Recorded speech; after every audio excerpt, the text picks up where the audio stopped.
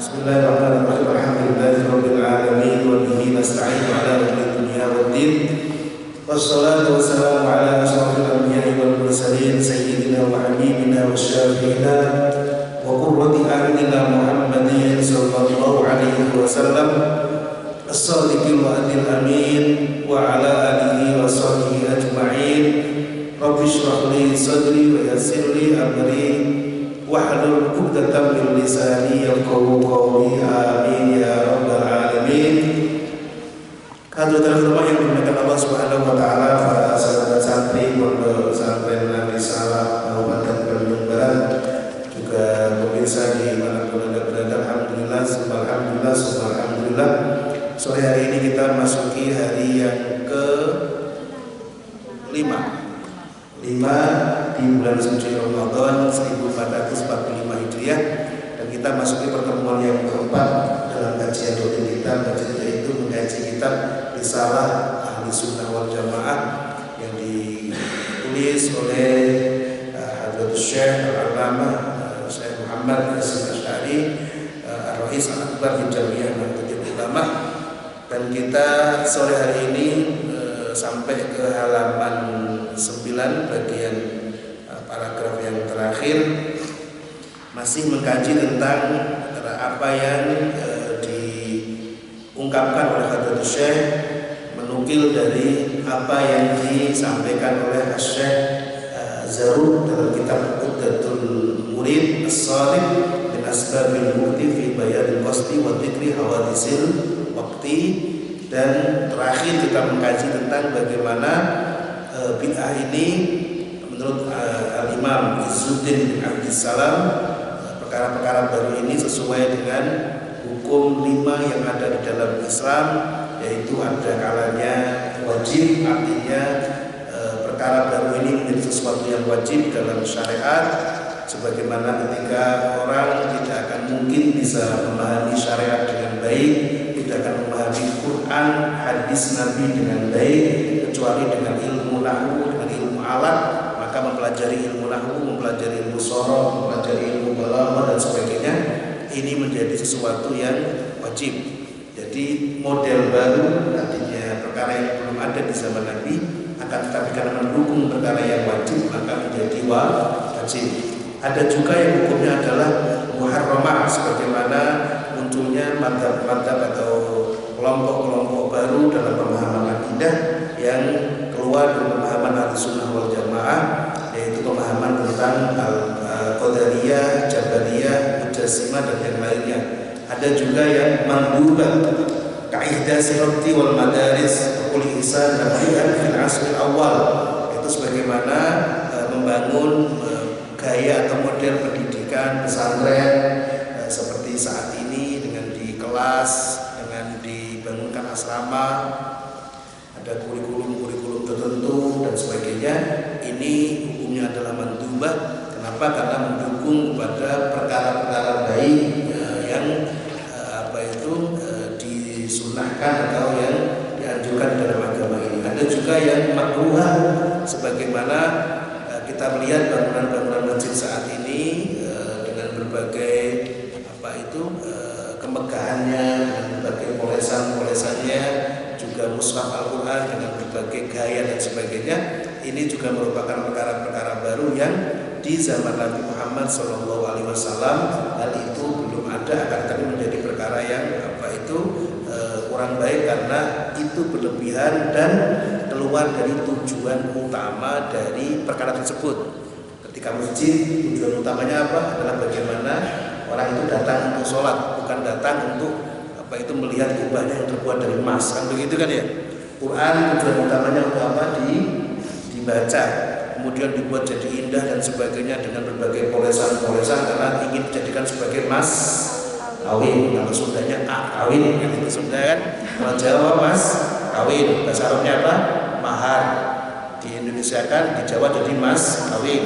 Kalau di Sunda jadi kawin. Kalau di Medan jadi bang kawin. Bang apa bang? Kalau Medan kan bang kan ya? Atau apa bang kan ya? Nah itu. Kalau di Madura jadi apa? Jawa Timur jadi cak kawin. kangkung.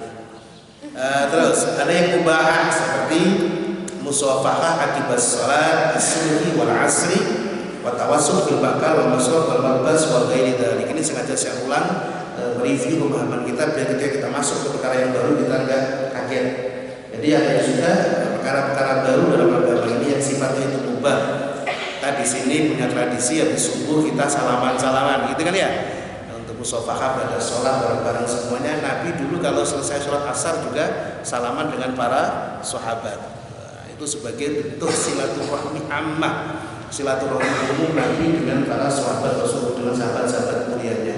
Ada silaturahmi khusus, datang ke rumah atau menjenguk orang yang sedang sakit, itu silaturahmi khas. Tapi umumnya silaturahmi umum Nabi Muhammad SAW yaitu ketika Nabi ketemu dengan para sahabatnya di masjid, Nabi setelah sholat asar Nabi salaman dengan para sahabat. Kita habis subuh juga salaman dengan sahabat-sahabat kita. Selain untuk tambah mengakrabkan, selain untuk sesuatu yang baik, juga untuk bagaimana agar ketika ada masalah-masalah sekecil apapun, ketika ketemu salaman dengan senyum, hilang itu iri, dengki, dendam dan yang lainnya. Itu. Baik, sekarang sampai ke titik poinnya. Wa idza arafta, bismillah, qala al-mu'allif rahimahullah wa nafa'ana bihi wa bi ulumihi wa bi ulumikum fid dharaini amin. Wa idza arafta ma dzukira, wa idza arafta, dan ketika mengetahui siapa dirimu, ma atas perkara dzukira yang telah disebutkan apa. Setelah kamu mengetahui panjang lebar tentang apa itu makna bid'ah, tentang parameter bid'ah yang terbagi menjadi tiga, kemudian bagian-bagian bid'ah, ada bid'ah syarihah, ada bid'ah idhofiyah, ada bid'ah khilafiyah, dengan berbagai perincian yang panjang lebar kita kaji selama 4 hari yang lalu. Kemudian bagaimana ketika sudah mengetahui hal tersebut, ta'lamu, maka mengetahui siapa dirimu, annama, sesungguhnya perkara, kila yang dikatakan atau dicap atau dianggap innahu, sesungguhnya perkara, bid'atun, itu dianggap bid'ah, kattikhadis subhati, sebagaimana menggunakan tasbih. Selalu pakai tasbih biasanya kan ya, pakai tasbih yang diputer-puter itu biasanya. Kalau sekarang pakai yang digital gitu ya. Sebenarnya tasbih yang diputer-puter itu bagus. Kenapa? Karena ada perputaran di urat yang menghubungkan kepada hati sebenarnya. Jadi kalau saya sebenarnya lebih suka yang pakai tasbih yang diputer itu. Kenapa? Karena di sini ada urat yang terhubung ke hati, seperti orang nulis itu ini terhubung ini ke hati, ke otak. Makanya ilmu itu ditulis itu kuat. Tasbih juga diputer ini untuk kan muter tasbih itu di sini sebenarnya, bukan di sini kan kita badan kan begini. Enggak, di sini. Di sini. Bukan di cedak-cedak yang apa juga. Daripada enggak pakai apa-apa kan ya. Itu bagaimana? Nah, itu apakah itu dianggap bid'ah? Nanti kita kaji di sini kita akan ngerti. Wa talaffudzi, dan melafadzkan binniyati, dengan niat. Orang sholat mengucap usolli fardhul asri. Apakah itu bid'ah? Apakah itu haram? Kita akan ngerti di sini. Dengan kajian ini kita akan ngerti, oh dahsyat sekali ya. Wa tahlili, dan tahlilan, membaca la ilaha illallah. Tahlil itu la ilaha illallah. Kalau dzikir itu, dzikir paling utama itu la ilaha illallah. Tapi orang bisa membiasakan membaca 360 kali sesuai dengan jumlah pergelar itu namanya sendi-sendi yang ada dalam manusia. Itu luar biasa sekali itu. Indat tasadduqi, di saat sedekah, anil mayyiti, dari mayit, ma'adamil mani, beserta tidak adanya perkara yang mencegah, anhu, dari at-tasadduq anil mayyit. Ketika baca tahlilan kita, ketika beberapa atau ketika ada kematian sambil bersedekah, ketika di situ tidak ada manek, artinya memang sedekahnya tidak menggunakan harta warisannya mayit. Nah, ini kan warisannya sudah disendirikan, ini menggunakan uang lain, tidak ada penghalang di situ. Maka bagaimana hukumnya? Nanti wa ziyaratil kubur, dan menziarahi kubur. Nah, ini kuntun haitukum an ziyaratil kubur alla fazuha fa innahu maut. Dulu Nabi melarang ziarah kubur, tapi Nabi kemudian memerintahkan ziarah kubur. Kenapa? Karena bisa mengingatkan orang kepada kematian. Ingat mati, baik mana? Ingat akhirat apa ingat dunia? Ingat bagus mana? Ingat akhirat apa ingat dunia? Yang menjadikan hati keras itu ingat dunia apa ingat mati? Kalau ingat apa? Yang menjadikan hati keras ingat dunia. Berarti hati keras sama hati lembut bagus mana? Lembutlah, karena a'dhamu uqubatil abdi al-qalbul qasi kan. Hukuman berat seorang hamba itu ketika hatinya keras. Nah, berarti hati lembut itu baik. Hati lembut gara-gara apa? Ziarah kubur. Hati keras gara-gara ingat dunia. Berarti seharusnya yang dilarang itu ziarah kubur atau ziarah mall? Ziarah kubur atau ziarah mall? Yang menjadikan keras hati ziarah kubur atau ziarah mall? Itu kan itu seharusnya kan. Coba dibalik. Oh, nggak ada yang larang ziarah mall. Padahal menjadikan hati keras. Belum lagi di sana nanti kelihatan yang pakai celana pendek, ya kan? Yang pakai petbong, yang pakai jeans, kalau bisa melihat kelekku, itu kan tidak dilarang. Kan itu yang dilarang. Kalau ziarah kubur malah di. Nah, bagaimana wadah nidalika dan sejenis hal tersebut? Laisa itu tidak ada apa kullu dzalik, semua itu tidak bid'atin, itu bid'ah. Laisa itu tidak ada apa semuanya tadi itu ikhadi surha talafuz biniyah tahlil apa tadi ziaratul kubur dan yang lainnya, itu bukan bid'ah.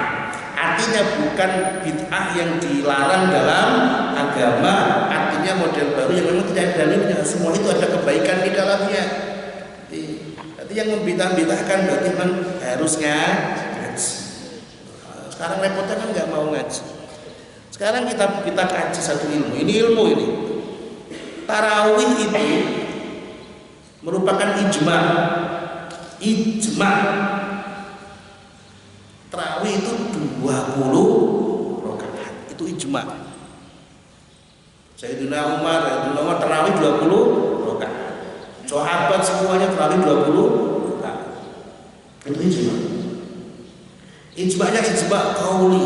Ijma' qauli plus ijma' apa fi'li dilakukan oleh para sahabat.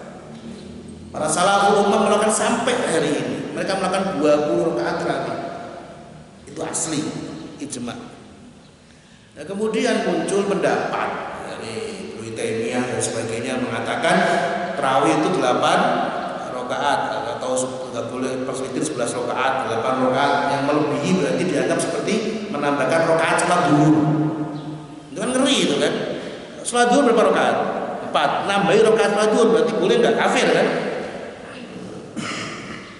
Nambahi rakaat sholat zuhur sama dengan nambahi rakaat sholat zuhur. Yang mana nambahi rakaat sholat itu hukumnya apa? Kafir. Kok bisa? Ini. Mohon maaf.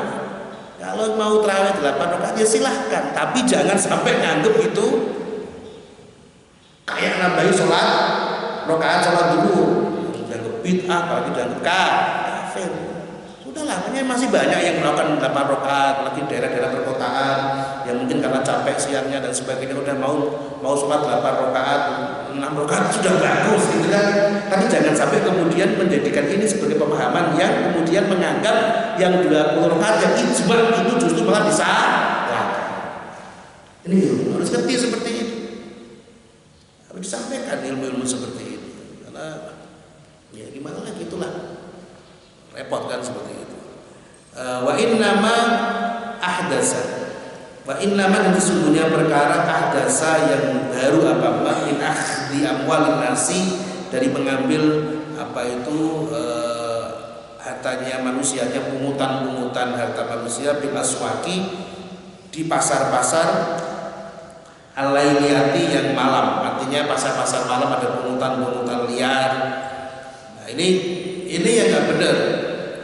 Wal'abi dan apa itu bermain taruhan bil qurati atas atau dengan apa itu gulat banting-bantingan. Kalau sekarang namanya patol, patol itu kayak gulat gitu, pakai sarung itu dimainkan ke atas, atau pakai cancur itu ke atas, dia kalau pegang begini.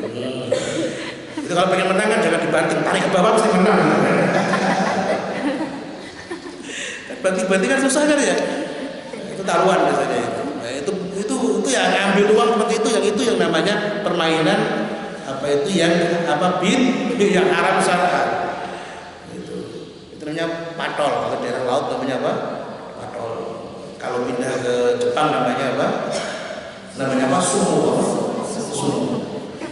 Sumo. Kalau di kita namanya apa? Bulat. Nah, itu gampang, itu cuma dibanting. Pelorot celananya pasti menang. Nah, yang seperti itu wa ghairi dzalika dan yang lainnya min syarril bid'ah itu dari buruk-buruknya bid'ah. Ya, itu yang bid'ah. Kalau yang tadi itu perkara-perkara yang legal secara syara. Makanya ini ngaji ini penting biar ngerti ilmu. Jadi karena kadang-kadang itu kita apalagi dalil-dalilnya lebih banyak. Bahkan punya kitab khusus yang tentang hal ini segini kitabnya. Al-Mawsu'ah Al-Yusaifiyah segini gitu, keren itu kitab keren sekali.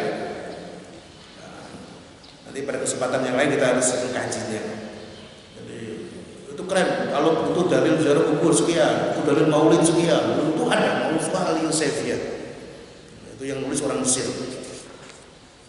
Baik, nah, itu pembahasan tentang pengertian dari pembahasan singkat, ini sangat singkat sekali ya, pembahasan tentang as-sunnah wal bid'ah. Ya, kalau lebih luas dari ini nanti bisa ditemukan di kitab-kitab yang lain dan di kajian-kajian kita yang lain ya, dan kajian-kajian yang riwayat ya, yang diroyak, bukan riwayat kajian-kajian yang dikaji secara mendalam, bukan sekedar riwayat, hanya sekedar cepet-cepetan nyari sanad. Baik, kita lanjutkan sekarang ke permasalahan baru yaitu faslun fi bayan tamassuki ahli Jawa bi madhabi ahli sunnati wal jamaati wa bayan ibtida'i dhuhuril bidah wa intisyariyah fi ardi Jawa wa bayan anwa'il mubtadi'in mawjudin fi hadzal zaman. Faslun ay hadza faslun. Faslun ay hadza faslun. Fi bayani tamassuki ahli Jawa, di dalam menjelaskan tentang berpegang teguhnya penduduk Jawa atau orang-orang Jawa. Jawa itu dulu itu Indonesia itu Nusantara itu oleh orang Arab itu dianggapnya apa? Jawa. Kalau ada istilah ya Jawa gitu kan. Jawa. Jawa itu ya semuanya Jawa. Jadi orang Medan pun dikira Jawa. Orang Sumatera juga dianggap apa? Jawa. Makanya ada ulama-ulama Indonesia yang menjadi ulama-ulama Nusantara yang menjadi ulama-ulama dunia. Itu banyak. Banyak. Yang anehnya kalau Indonesia itu ada ulama yang dilahirkannya hampir berdekatan. Tahun 1810 ke atas. Itu di Banten, Jawa Barat dan Banten itu satu wilayah ya. Jabar Banten. Makanya banknya itu BJB, Bank Jawa Barat atau Jabar dan Banten. BJB. Itu tahun 1812 atau 13 itu lahirnya siapa? Syekh Nawawi Al-Bantani. 2 atau 3 tahun setelahnya lahir di Jawa Tengah siapa? Kiai Soleh Darat yang kita pernah ziarah itu di Jawa Tengah. Di Jawa Timurnya 1818-an atau 17-an lahir Kiai Khalil Bangkalan. Yang Indonesia dikuatkan oleh Allah di tahun itu dengan 3 orang yang menjadi punjernya Jawa Barat, Jawa Tengah, Jawa Timur. Kiai itu gitu. Itu kiai-kiai yang mewakilnya ilmunya ini memberkahi orang senusantara. Itu keren-keren orang kiai-kiai itu keren-keren. Nah, itu namanya ahlu Jawa. Nah, pegangan madhabnya madhab ahlu sunnah wal jamaah. Sunnah itu sunnatun Nabi, jamaah itu jamaatus sahabat. Jangan salah kamu. Jamaah dikira kumpulanmu itu enggak, jamaatus sahabat. Wa bayani bid'ah zuhuril bid'ah, dan menjelaskan tentang awal mula munculnya berbagai bid'ah, wantisyariha, dan menyebarnya al-bid'ah fi ardi Jawa, di bumi Jawa. Maaf ya, Jawa itu Nusantara. Dulu Malaysia itu Indonesia, wilayah dari Nusantara. Malaka itu Nusantara, sampai ke sana Patani itu Nusantara. Masya Allah. Makanya di sana banyak yang bisa bahasa Jawa.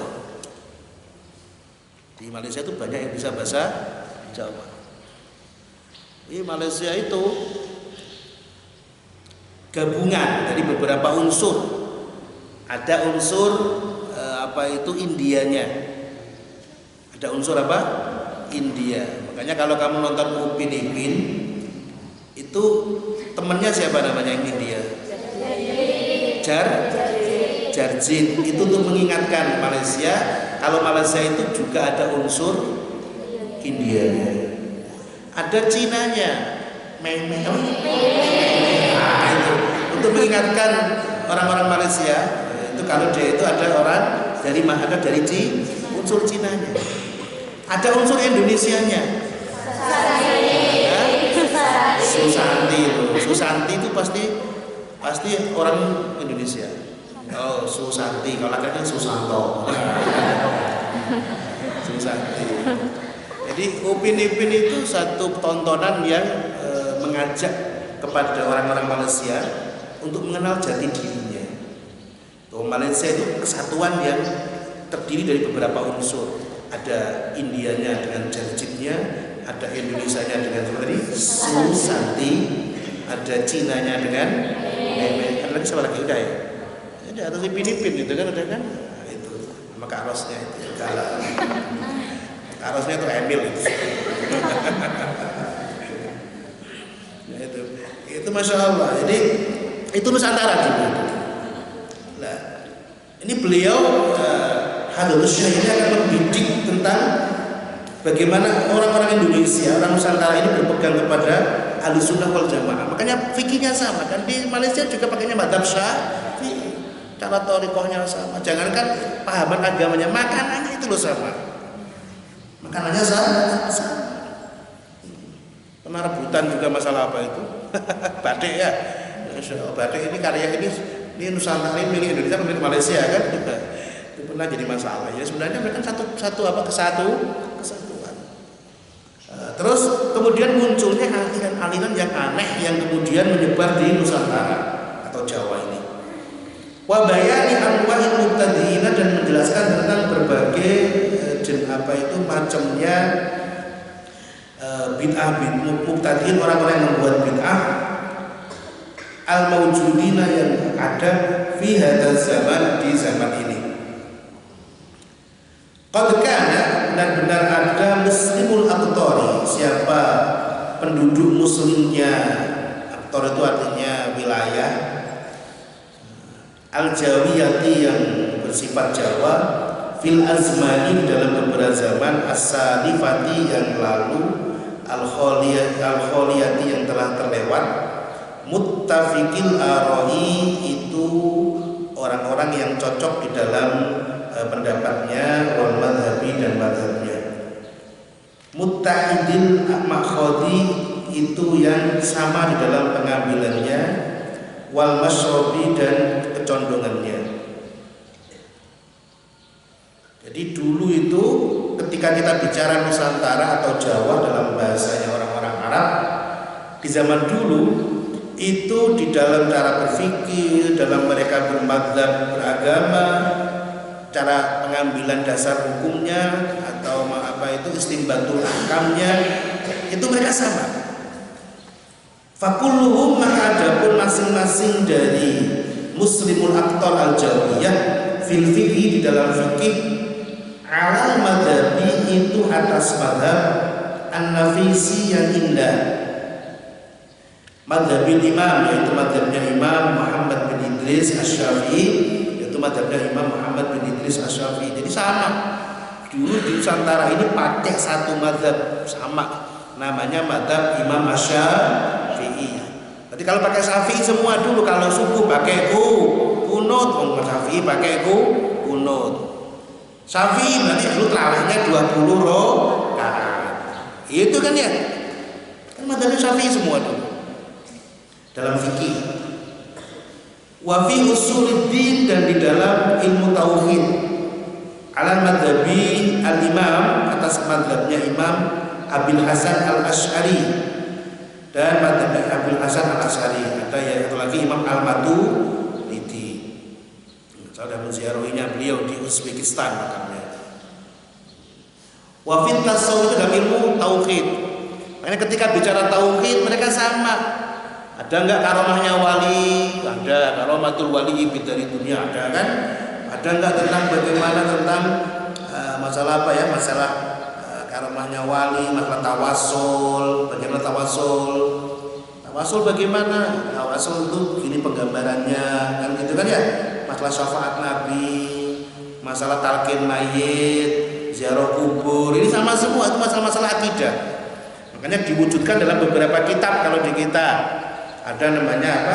Aqidatul Awam, ada namanya Kifayatul Awam, ada namanya Umul Barohin, ada namanya Tuhfatul Murid, Tuhfatul Murid, ada namanya apa itu yang sebelumnya itu namanya apa? Yang berupa bait-bait juga itu? Badul semuanya itu ala madhabin Imam Abdul Hasan al-Asy'ari dan al-Imam al-Maturidi. Wa fi tasawufi, dan di dalam masalah tasawuf. Tasawuf ini apa sih tasawuf itu? Tasawuf itu ilmu lisan. Kalau dalam bahasa hadisnya apa? Ihsan. Qala akhbirni anil ihsan. Qala anta budallaha ka'annaka tarahu fa illam takun tarahu fa innahu yaraka. Itu ilmu lisan tasawuf. Atau kalau dalam bahasa Quran ilmu tazkiyatun nafs. Qad aflaha man tazakka. Qad aflaha man tazakka. Nah, itu tazkiyatun nafs. Tasawuf kan sebuah nama. Karena dulu orang-orang yang mempraktekkan itu sukanya pakai baju-baju dari suf. Apa dari suf yang terbuat dari kulit-kulit domba. Ala madhabil imam, mengikuti atas madhabnya Imam Al-Ghazali, Imam Ghazali Muhammad bin Muhammad dan Muhammad Al-Ghazali At-Tusi. Imam Ghazali ini dari daerah mana? Dari Iran. Dari apa? Iran. Iran itu tempatnya orang-orang ahli pemikir, itu Iran. Hanya orang-orang itu ahli pinter-pinter otaknya. Kenapa? Karena ahli otak. Makanya Imam Abu Hanifah juga ahli mikir, karena beliau juga tinggal di mana? Di Irak. Itu semuanya berdekatan. Irak ini ahli pemikir juga.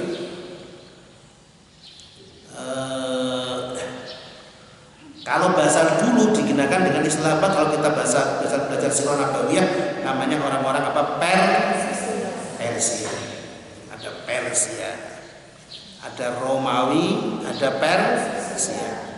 Nah, Persia ini yang kemudian akhirnya sambung dengan Islam. Kita kenal sahabat Nabi namanya Salman Al-Farisi. Itu orang-orang Persia. Tapi sayang sekarang dikuasai, orang Iran ini dikuasai oleh satu madhab namanya Syiah. Nanti kita bahas juga Syiah di sini. Wal Imam Abul Hasan Asy-Syadzili, dan Imam Abul Hasan yaitu Abul Hasan Asy-Syadzili Al-Husaini ya. Imam Abul Hasan Asy-Syadzili ini juga tasawufi, seorang sufi besar. Atau Imam Al-Junaid Al-Baghdadi, Imam Junaid Al-Baghdadi, itu madhab-madhab tasawuf di dalam akidah Ahlussunnah wal Jamaah. Maka bacanya kitab Ihya Ulumuddin, gitu kan ya? Kitab Ihya Ulumuddin. Jadi dulu itu Ihya itu malah pernah dibakar, dianggap kitab yang sesat, dibakar, di mana-mana dibakar. Akhirnya kemudian Ihya ini ditolong oleh Allah, artinya kembali muncul lagi ketika ulama yang benci mati dengan kitab Ihya ini, yang memerintahkan ikut membakar dan sebagainya ini, justru kemudian mimpi ketemu dengan Imam Ghazali dan ketemu Rasulullah. Ada Sayyidina Ali di sini. Imam Ghazali nuntut, ya Rasul, saya minta keadilan. Minta keadilan. Kenapa? Karena kitab saya dibakar. Oh begitu? Mana kitabnya? Oh iya, kitab Ihya. Terus Ali baca, koreksi. Ada yang salah? Dibaca Sayyidina Ali. Enggak, Rasul, semuanya baik. Oh begitu, jadi ini kitab benar kata Rasulullah. Akhirnya Rasul memerintahkan yang tadi, orang tadi dicambuk. Hanya dicambuk. Dalam mimpinya dicambuk. Begitu bangun tidur, bekas cambukannya masih ada. Masya Allah. Jadi kadang-kadang itu Masya Allah. Akhirnya setelah itu malah kemudian dia sendiri yang kemudian menyebarkan kalau kitab Ihya ini benar. Resikonya penulis begitu, kadang-kadang difitnah. Makanya ulama-ulama begitu itu. Itu Ihya, kitab sebagus itu. Yang pernah kita kaji mukadimahnya dan nggak nyampe semua.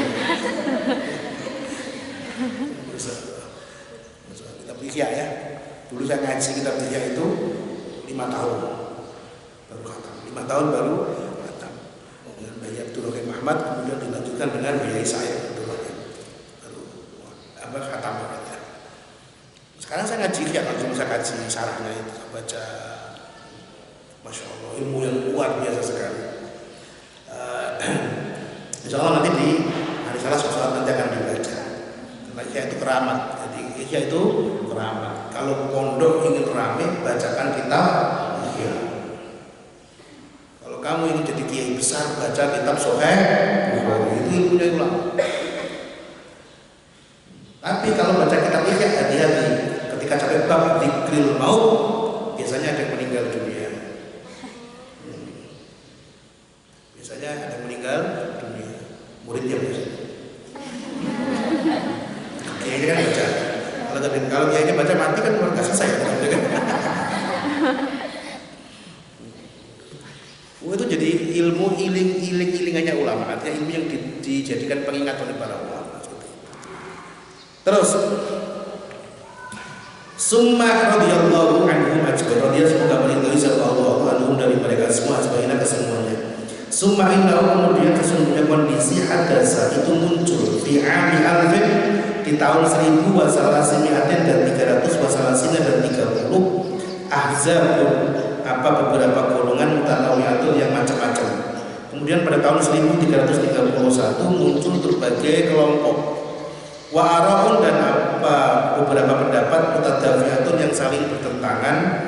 Wa aqwalun, dan pendapat-pendapat mutadharibatun yang saling saling serang atau tidak jelas ya. Mutadharibatun saling serang atau tidak jelas. Walijalun, dan tokoh-tokoh mutajadibatun yang saling mempengaruhi, tertarik menarik itu saling mempengaruhi. Apa kelompok-kelompok itu? Faminhum, maka itu diantara ahzab mutanawwi'ah salafiyuna, itu orang-orang salafiyun, qaimuna yang menegakkan siapa salafiyun, alama atas perkara, alaihi yang itu atas, ma aslafuhum adapun para pendahulunya as-salafiyun, minat tamadhabi dari bermadhab, bin madhabi dengan salah satu madhab al-muayyani yang tertentu, watamasuki dan berpegang bil kutubi dengan berbagai kitab al-mu'tabarati yang dianggap al-mutadawilati yang beredar, wa mahabbati ahlul bait, dan mencintai ahlul baitnya Rasulullah wal auliya, dan mencintai para kekasih Allah, para wali wasolihina, dan mencintai orang-orang soleh, wa tabarruki, dan mengambil barokah bihim atas mereka atau solihin, ahyaan dalam kondisi masih hidupnya as-solihin, wa amwatan dan dalam kondisi setelah meninggalnya as-solihin, wa ziyaratil kubur dan menziarahi kubur, wa talqinil mayyiti dan mentalqin mayit wa sadaqati dan sedekah anhu atas mayit, wa i'tiqadis syafaati dan meyakini adanya syafaat, wa naf'i du'ai dan meyakini memberi kemanfaatannya doa, wa tawassuli dan bertawassul, wa ghairi dzalika dan selain hal tersebut. Ada kelompok-kelompok salafiyun, ini bukan salafi ya. Nah, kan dulu kan namanya Ma'had As-Salafiyah. Jadi kita ini pondok itu pondok salaf itu istilah salaf. Pondok-pondok kayak Sarang, Lirboyo, Pelosok, Sidogiri itu pondok-pondok apa? Dan pondok salaf itu artinya, jadi kita ini dikacaukan oleh istilah. Ada istilah salafiyah, ada istilah salafi. Itu bingung. Salafiyah itu ini, kita ini salafiyah. Siapa? Yaitu orang-orang yang berpegang pada apa yang diyakini oleh orang-orang terdahulunya. Contohnya apa? Menggunakan salah satu madhab. Memilih di antara, kita mengakui beberapa madhab, kita menggunakan salah satu madhab di antara madhab tersebut. Itu kita. Termasuk bil kutub al-mutabaroh, kita ada pegangan-pegangan kitab-kitab yang apa itu mutabaroh. Kita pakai Sahih Bukhari, Sahih Muslim, Tafsir Jalalain dan sebagainya. Kita mencintai Ahlul Bait ya Rasulullah.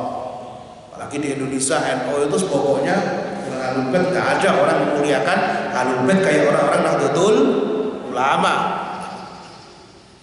Aulia, kita memuliakan para wali, meyakini ada kekasih-kasih Allah.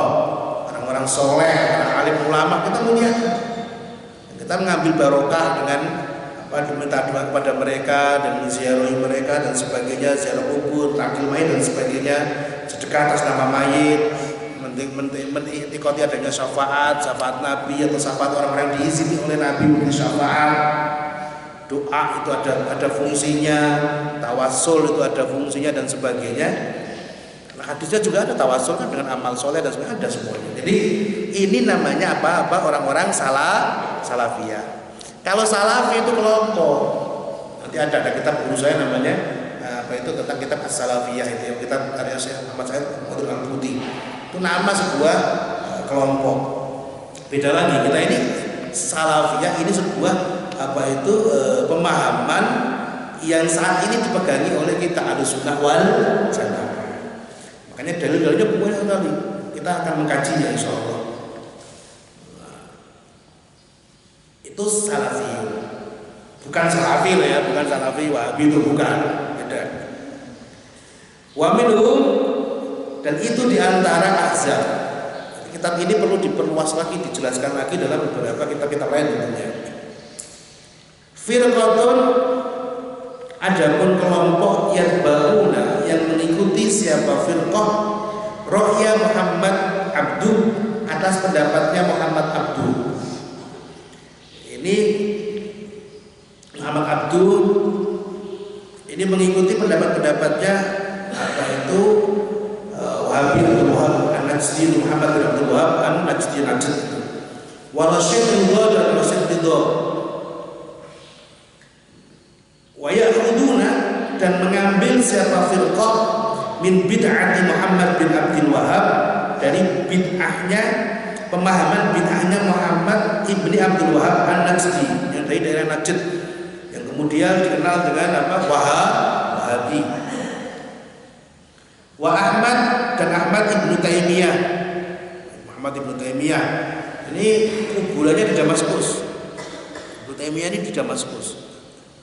Wa Tilmidzaini dan dua muridnya Ibnu Taimiyah, Ibnu Qayyim yaitu Ibnu Qayyim, Ibnu Abdul Hadi dan Ibnu Abdul Hadi di dalam pemahaman bid'ahnya.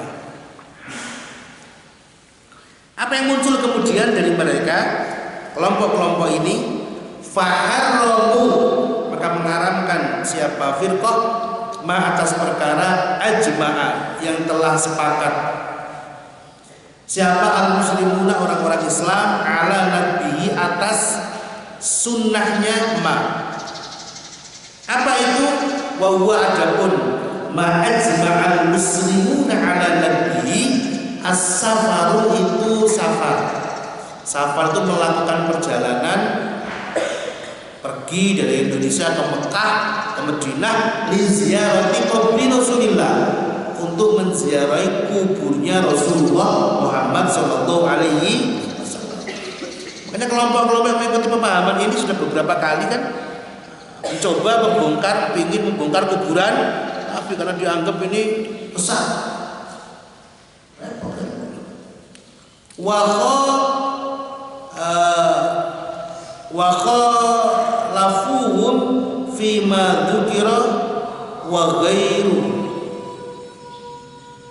wa khalafu dan bertentangan siapa al-firqah hum atas ma ajma'al muslimi hum atas al-muslimin fima di dalam perkara dzukira yang telah disebutkan apa wa ghairuhu dan selainnya ma dzukir. Artinya mereka juga mempunyai pendapat-pendapat yang bertentangan dengan apa yang telah disepakati oleh ulama-ulama Islam dalam kesunahannya, seperti masalah mahabbatul bait, masalah aulia, masalah tadi apa bermadhab dan sebagainya. Qala berkata siapa Ibnu Taimiyah fi fatawihi di dalam fatwanya Ibnu Taimiyah.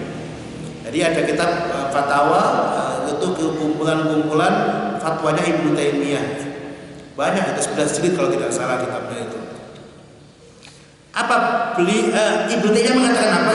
Wa idza safar, dan ketika safar siapa orang, bepergian siapa orang, li'tiqadihi karena meyakininya orang, anna sesungguhnya apa itu ziarah qabri Rasul ai ziyarata qabri Rasuli, sesungguhnya ziarah kubur Nabi, sesungguhnya ziarah kuburnya Nabi Muhammad SAW ta'atun itu ta'at, itu ibadah, ketaatan. Kalau ada orang pergi ke Madinah katakanlah dengan meyakini bahwa menziarahi kubur Nabi itu sebuah ketaatan, sebuah kebaikan, kata Ibnu Taimiyah dalam fatwanya. Tadi ini yang juga memfatwakan apa tadi itu? Tarawih tadi itu yang 28 itu. Karena maka ada apa dzalika, apa safar tersebut dan keyakinan tersebut muharraman itu diharamkan. Ngeri kita itu. Masya Allah. Jadi kamu ke Mekah, umroh, haji, ziarah ke Mekah, ziarah makam Nabi itu dianggap apa? Haram. Ngeri tidak? Kalau haram berarti sudah semua hukum-hukum yang lain kan hilang semua itu. Jamak qasar sholat nggak boleh, ini aduh repot semua kan. Haram berarti dosa karena haram itu perkara yang kalau dilakukan apa? Menimbulkan dosa. Bi ijma'il muslimina, dengan ijma'nya para ulama para orang Islam. Kok bisa membawa-bawa nama orang Islam? Nanti dulu kayak sahabat ziarah, kayak Bilal ziarah, dosa itu, haram itu, repot. Bilal apalagi Bilal begitu mimpi ketemu Nabi, mahadal jafaf ya Bilal, kamu kenapa ini kok jadi kering sekali nggak menziarahi aku? Bilal karena itu ikut jihad sampai ke Damaskus, kemudian beliau tinggal di sana karena beliau tidak kuat semenjak ditinggal oleh Rasulullah Muhammad SAW. Akhirnya mimpi ketemu Rasul, begitu mimpi ketemu Rasul, kamu kok nggak ziarahi aku atau Bilal gitu kan ya? Langsung pagi-pagi berangkat naik kuda, terus sampai ke Madinah Al-Munawwarah, sampai langsung ke makamnya Nabi. Bahkan bukan sekedar ziarah Bilal, mukanya itu gini kan ke makamnya Nabi. Dengan bahasa apa? Apa itu kalau bahasa Indonesianya apa itu? Kalau Jawanya dusul. Apa Indonesianya? Bahasa Indonesianya apa? Masa diosrok-osrok? Apa Sundanya apa itu? Gosok-gosokan mukanya ke kubur itu apa? Gosok-gosok itu apa? Osrok-osrok. Sundanya apa Sundanya? Sundanya sudah terkontaminasi oleh bahasa Inggris. Apa Sundanya? Kalau nggak ngerti Sundanya, Inggrisnya apa ya?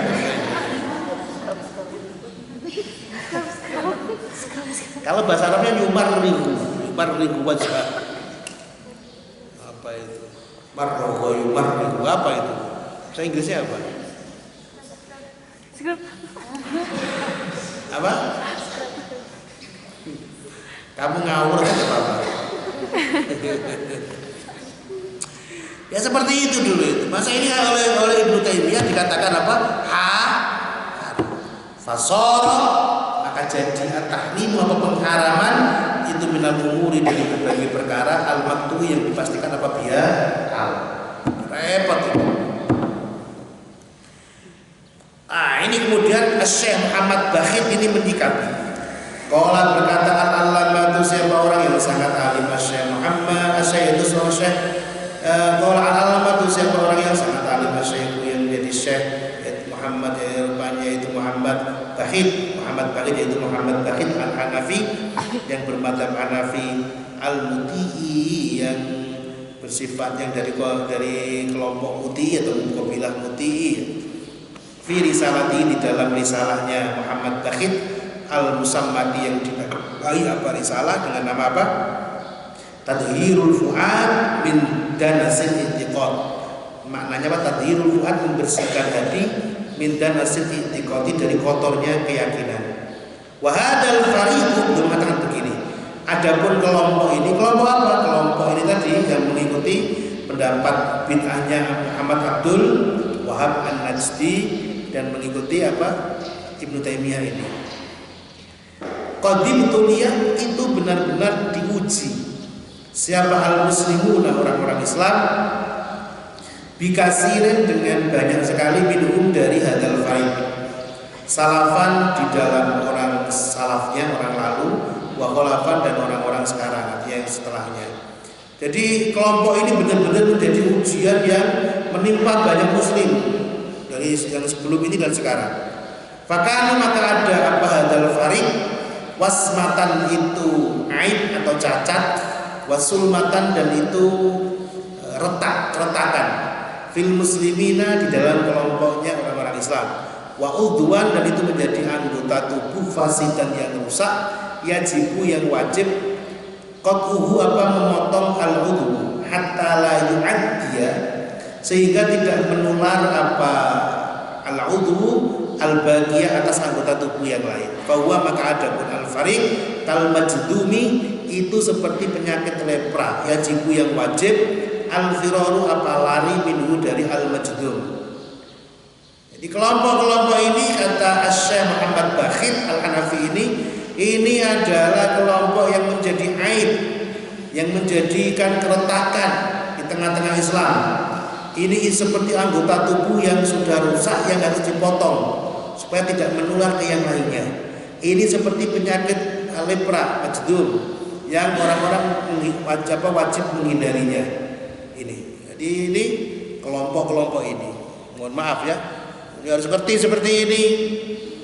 Nah, sekarang ini sudah banyak berbungkus pondok-pondok pesantren di Indonesia, banyak itu. Paham ya? Bahkan maulidan pun dibita-bitakan, haram-haramkan. Ngakunya cinta Nabi, tapi ada orang baca maulid kepanasan, aneh kan? Seharusnya kan kalau cinta Nabi ada baca maulid paling depan kan ya? Karena maulid itu sejarah Nabi. Gitu. Bukan malah bid'ah haram. Ini aneh. Terus fa innahum maka sesungguhnya adal fariqun itu kelompok yal'abuna yang bermain-main siapa al-fariq bidini dengan agamanya al-fariq. Mereka ini orang-orang yang bermainkan agama, bermain-main dengan agama. Yadumuna mencela siapa al-fariq al-ulama atas para ulama salafan di dalam masa lalu wa khalafan dan masa sekarang. Bahkan mereka sejarahnya di Najd itu membunuh para ulama-ulama Ahlussunnah wal Jamaah, dibunuh orang-orang itu, masya Allah, sampai lari ke gunung dikejar dibunuh semua. Wa yaquluna dan mengatakan siapa hadal fariq innahum sesungguhnya ulama ghairu maksumina itu tidak maksum, tidak terjaga dari maksiat. Ya iyalah. Maka tapi belakangnya ini yang jelek. Fala yang baik maka tidak baik apa takliduhum, maka tidak boleh, tidak baik apa takliduhum mengikuti ulama. Dia ngomong ulama tidak maksum, maka tidak usah ngikutin mereka. Dan dia sendiri juga mau diikuti, aneh tidak? Kan repot ini. Jadi ini paradoks. La farqa bagaimana? Fi dzalika bainal ahya'i wal amwat. La farqa tidak ada perbedaan itu maujud atau terjadi fi dzalika di dalam layam bagi taklidhum, tidak baiknya mengikuti ulama kata mereka ya, bainal ahya'i di antara ulama-ulama yang masih hidup wal amwati dan ulama-ulama yang telah meninggal dunia. Iya, ulama itu gak maksum, tapi ulama itu adalah surujul ummah. Ulama itu adalah seperti lentera atau penerang bagi umat untuk diikuti. Orang gelap nyari ngikutin apa? Pengen jalannya benar, ngikuti cahaya. Gitulah ulama itu seperti apa? Cahaya. Engkaulah cahaya gitu kan. Rangi hidupmu gitu kan. Itu ulama. Masya Allah. Ya kita ngerti halal haram dari siapa? Dari ulama. Terus piye coba? Ini kan lucu.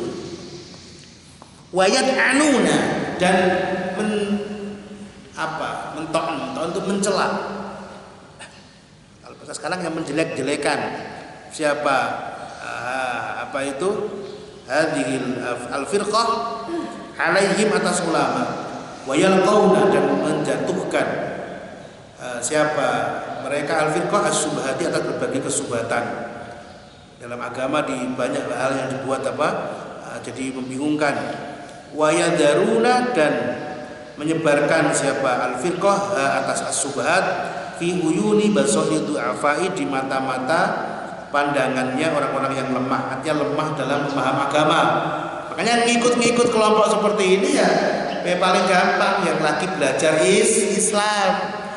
Makanya masuknya lewat dua cara kalau di Indonesia. Apa? Pertama, orang kalau lagi belajar Islam itu senangnya lagi belajar baca Quran. Nah, nanti diajarin cara baca Quran. Nah, itu kan masih orang-orang lemah kan. Yang kedua apa? Mulai belajar bahasa Arab. Baru ngerti anak, anta, antuma. Akhirnya di mana-mana anak wa anta. Enta, anak. Oh, anak macam itu kan. Ukhti, ikhwan, akhwat. Ya ukhti. Bahasanya bahasa Arab-Araban. Ya ukhti, kita ta'aruf. Ini kebaca bener ini. Ya orang yang begitu-gitu lagi belajar Islam. Masya Allah. Yang repotnya lagi yang sudah punya ilmu sedikit merasa punya kunci surga. Pokoknya saya harus kembali ke Quran dan Sunnah. Oke, Quran setuju. Pemahaman yang mana yang dipakai? Begitu kan ya? Quran sendiri itu ada aturan. Memang dikira kita selama ini kemana kembali? Kita kembali pada Quran dan Sunnah. Berarti selama ini jauh dong. Nah, itu yang jadi masalah seperti itu, paham ya?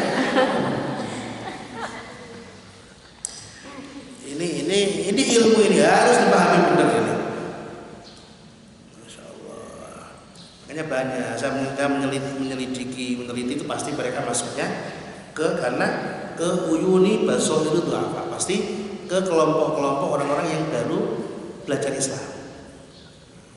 Baru kalau bahasa mereka, bahasa orang sekarang mungkin baru hijrah. Baru hijrah. Itu baru ya maklum kan? Baru. Ya kan? Itu. Jadi melalui tadi itu buat pelatihan baca Quran, kemudian pelatihan bahasa Arab. Nah, itu kan maksudnya dokter-dokter dimasukkan kemudian ini. Ya, Orang sekarang kalau bilang Rasul bilang begini loh kan sudah ngikut kan.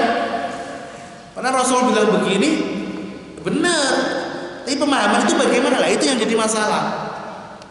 Nah, ini yang menjadi masalah kita ini sudah agama sudah enaknya begini. Pokoknya saya nggak mau, pokoknya saya kembali ke Quran dan hadis. Lah kamu kembali ke Quran dari mana asalnya? Kamu bisa baca Quran nggak ada gurunya.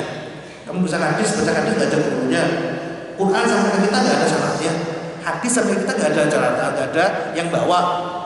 Dipotong kompas semuanya. Ulama susah-susah ngumpulin Quran, susah-susah ngumpulin hadis, semuanya dipotong kompas. Saya nggak pakai mereka. Qurannya yang penting. Repot nggak itu? Itu sudah suul adab. Gitu.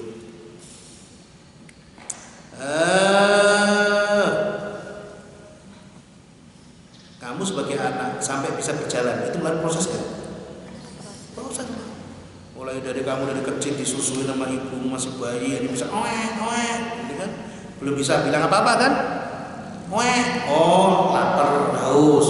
Oh minta makan. Bayi kan cuma satu makannya apa? Asi. Haus dan makan sama kan? Oh digigit nyamuk. Oh pipis. Prosesnya lama. Agama ini juga ada perjalanannya. Mulai bisa bicara, panggil bapaknya aja. Bapak, ibu, senang sekali karena udah bisa ngomong. Woi, prosesnya lama kan? Begitu bisa ngomong, mencaci maki orang tuanya. Ya Allah, belajar nulis, ya kan? Belajar nulis A, B, A, bata. Begitu pintar nulis cinta untuk temennya. Sekarang itu gitu. Yang ngajarin nulis dulu tuh merasa tersakiti itu. Saya dulu ngajarin kamu nulis biar nulis yang baik. Begitu nulis sih bisa nulis saja cinta. Aku tak bisa melupakan wahai adinda.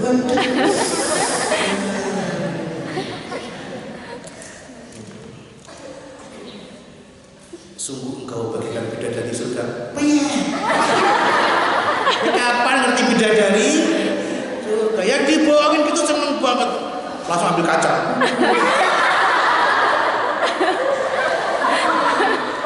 Ada bidadari pesek gitu kan? Aduh. Masya Allah, bidadari pesek bentuknya bau, ya kan? Senangnya luar biasa.